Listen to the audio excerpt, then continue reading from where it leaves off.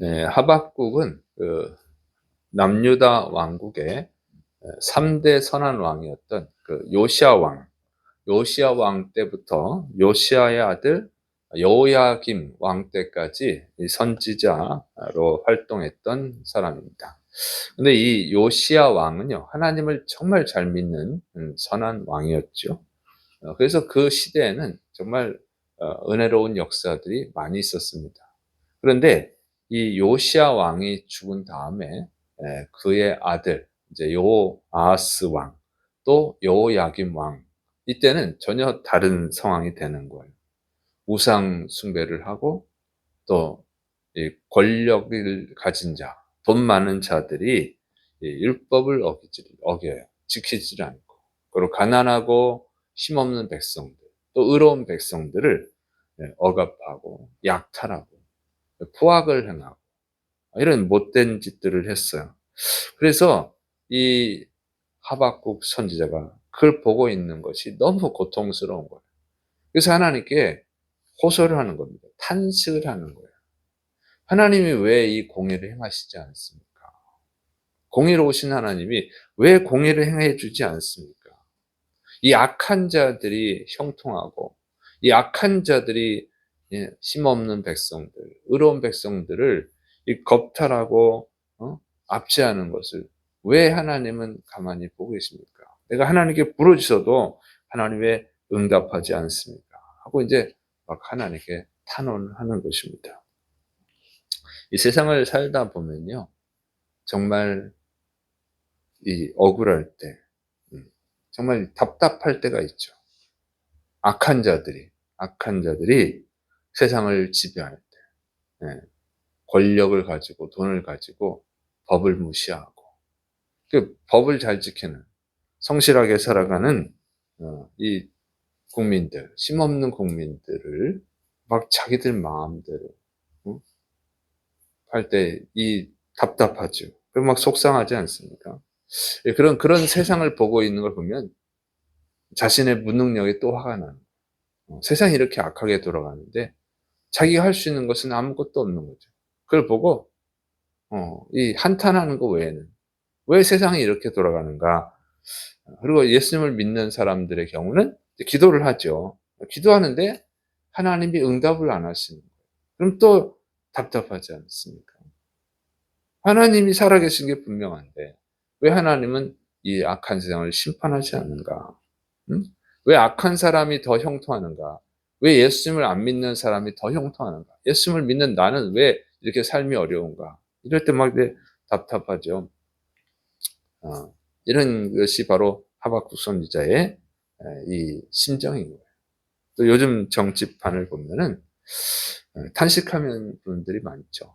부동산 비리, 입시 비리, 자녀 입시 비리, 뭐 이런 그 범법자들이 오히려 이 국회의원이 되겠다고 나서고 또 뭘 심판하겠다고. 아니 자기가 심판받아야 되는데 심판을 받아야 될 자들이 심판하겠다고 큰 소리를 치고 다니는 거예요. 그건 완전히 국민을 조롱하는 거죠. 이거 완전 절망스러운 거예요. 국민들 일반 국민들이라면 벌써 그냥 감옥에 가 있겠죠. 근데 이런 걸 보면은 너무 조롱당하는 거죠. 그래서 이런 걸 보면서 '어떻게 이렇게 인간이 양심이 없을까?' 어? 좀 부끄러운 줄 알고 가만히라도 있어야 되는데 근데 오히려 심판하겠다 그러고 자기들이 권력을 가지고 권력을 잡겠다고 그러는 거죠. 그러면 '어떻게 이런 세상이 되었을까?' 하고 인제 한탄하는 분들이 있어요. 저는 또 기독교적 입장에서 보면은 이 하나님은 동성애를 아주 싫어하죠. 동성애는 반드시 심판하십니다, 하나님이. 그런데 이 동성애를 지지하는 국회의원들이 있죠. 후보들이 있어요. 정당들이 있어요. 또 교회를 폐쇄하는 법을 발의했던 사람들도 있어요, 국회의원들도. 그런 사람들이 요번에도 또 국회의원이 된다고 하는 거예요. 그런 정당들이. 정말 그런 사람들이 국회의원이 되고 그런 정당에서 국회의원이 많이 나오면 한국 교회는 굉장히 또 어려울 것입니다. 이 사회는 동성애가 합법화되는 그런 나라가 될 수도 있어요. 그것은 교회에는 굉장히 치명적인 일이 될 겁니다. 이미 서구 사회에서 벌어지고 있는 일이니까. 그런 거는 이제 완전히 이 나라가 소돔과 고모라가 되는 일이죠. 이런 걸 보면은 다른 건 몰라도 예수님 믿는 사람들, 그런 국회의원이 되겠다고 하는 그런 국회의원 후보들, 그런 정당들은 표를 주면 안 되잖아요. 근데 이 지지율이 높다는 거예요, 지금 보면. 그럼 저는 이런 걸 보면서 정말 이 나라의 기독교인이 몇 프로일까?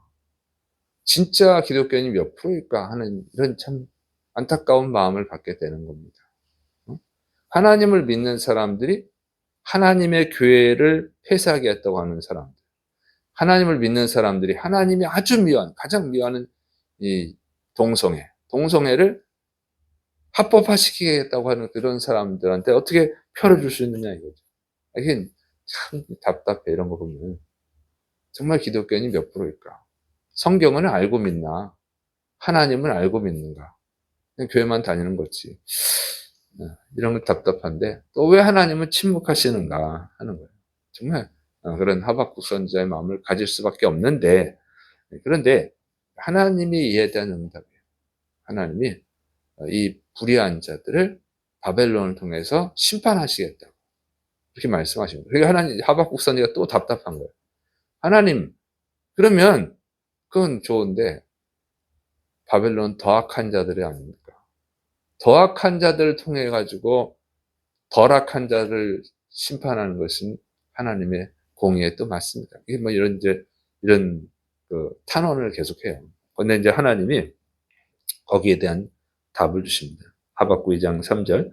이 묵시는 정한 때가 있나니 그 종말이 속히 이르겠고 결코 거짓되지 아니하리라. 비록 더딜지라도 기다리라. 지체되지 않고 반드시 응하리라. 보라, 그의 마음은 교만하며 그 속에서 정직하지 못하나 의인은 그의 믿음으로 말미암아 살리라. 자, 하나님께서 묵시를 보여줍니다. 그 묵시는 뭐냐면 하나님이 죄악된 세상을 다 심판하고 공의로운 세상을 만드시는 거예요. 그런 환상을 보여주셨어요. 그러면서 그때 모든 죄인들이 심판을 받을 것이다. 그리고 하나님을 믿는 의인은 그때 살 것이다. 구원을 받을 것이다. 이렇게 가르쳐 주십니다. 그러니까 하나님이 침묵하시는 이유가 있어요. 하나님이 무능력해서 침묵하시는 것이 아니고 하나님이 몰라서 무지해서 침묵하시는 게 아니에요. 하나님이 심판을 지연시키는 이유는 두 가지입니다. 크게. 둘째로는 회개할 기회를 주시는 거예요. 하나님은 사랑이 많기 때문에 그래도 회개할 기회를 주십니다. 두 번째로는 하나님이 회개하지 않는 자를 심판할 때 그 하나님의 공의를 모든 사람들이 다 알 정도로 아주 무섭게 심판하는 거예요. 그래서 그 때를 기다리는 거예요. 하나님이 정하신 때가 있어요. 그래서 조금 올라가서 떨어지면요, 덜 아파요. 근데 높이 올라가서 떨어지면요, 아픈 정도가 아니라 죽어요. 하나님의 심판은 완벽합니다. 그러니까 지금 조금 죄를 범했는데 벌을 안 받았어. 아우, 기고만장할 수 있어요. 그게 좋은 게 아니에요. 그때 심판을 받는 게 좋은 거지. 더 높은 자리에 올라가서 심판을 받으면 회상 불가능한 거죠. 그러니까 그게 좋은 것이 아닌 거죠. 그러니까 하나님이 가장 공의로우신 분. 그러나 하나님 또 사랑이 많으신. 그래서 시간을 지연시키는 것뿐이지 안 하는 것은 아니다. 그리고 가장 적합한 때에 심판하신다고 하는 거예요. 그래서 그 하나님을 믿고 인내하라 하는 것입니다. 정말 하나님을 믿는다면 인내하라고 하는 것이죠. 그럴 때 하나님의 공의를 보고 기뻐하게 될 것이라고 하는 것입니다. 옛날에 한 성도님이 하나님이 불공평하다 이렇게 말을 하더라고요. 뭐가 불공평하냐고 물어봤더니 돈도 많고 머리도 좋아서 잘 사는 사람 있는가 하면 가난하고 머리도 나빠서 어렵게 사는 사람도 있다 이런 거죠. 그 어릴 때부터 태어날 때부터 그렇죠. 태어날 때부터 누구는 부자로 태어나고 누구는 가난한 자로 태어나고 이게 불공평하다는 거예요. 그래서 제가 그랬어요. 그건 동전의 한 면만 봐서 그런 것이다. 동전이 앞이 있고 뒤가 있는데 우리가 돈 많고 성공하는 것만 봐서 그렇지, 돈 많고 성공하는 사람도 그 삶의 뒤에는 고통이 있고 아픔이 있고 불행이 있다. 그걸 못 보고 우리는 너무 이기적이라서 우리가 보고 싶은 것만 보는 것이다. 그리고 세상에서 아무리 성공했을지라도 예수님을 믿지 않는 사람은 지옥에 가서 영원히 고통을 당하고, 세상에서 비록 성공하지 못했을지라도 예수님을 잘 믿는 사람은 천국에서 영원한 복을 받으니까 공평한 것이다. 제가 이제 그렇게 대답을 했어요.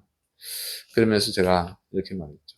하나님을 의심하지 말고 자신에게 주어진 삶에 충실하고 살면 때가 되면 하나님의 은혜를 받을 것이다. 불평하지 말고 자신의 삶에 충성해라. 하나님 주신 자리에서 충성을 해라.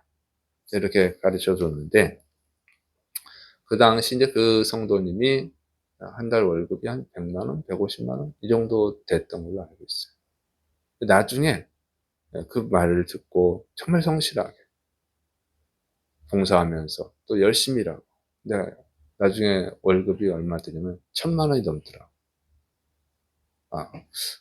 그래 가지고 정말 감사하면서 열심히 충성하면서 사는 거예요. 그래서 하나님은 하나님이 하실 일을 합니다. 하나님이 하실 일을 우리가 걱정할 필요는 없어요. 우리가 하나님 앞에 바로 서 있느냐, 우리가 하나님의 말씀을 진정으로 믿고 하나님을 진정으로 믿고 자기에게 주어진 삶에 충실하면 때가 되면 하나님의 놀라운 은혜를 경험하게 될 줄을 믿으시기를 축원합니다. 그래서 하박국이 이렇게 말하는 거예요. 하박국 선자가 3장 17절부터 18절. 비록 무화과 나무가 무성하지 못하며 포도나무에 열매가 없으며 감람나무에 소출이 없으며 밭에 먹을 것이 없으며 우리의 양이 없으며 외양간에 소가 없을지라도 나는 여호와님으로 말미암아 즐거워하며 나의 구원의 하나님으로 말미암아 기뻐하리로다. 네. 여러분, 하나님을 믿으시를 축원합니다. 그리고 삶에 이 불의한 일들을 보게 될 때 낙심하지 말고 절망하지 말고 자신의 삶에 충성하세요. 그리고 하나님께 자꾸 물어보세요. 하나님께 기도하세요. 그러면 하나님께서 그 답답함을 다 풀어주시고 소망을 주시고 기쁨을 주실 줄을 믿으시를 축원합니다. 그리고 살다 보면 하나님이 이렇게 공의를 행하시는구나 하고 감사하게 되는 날이 반드시 오는 줄을 믿으시를 축원합니다. 기도하겠습니다.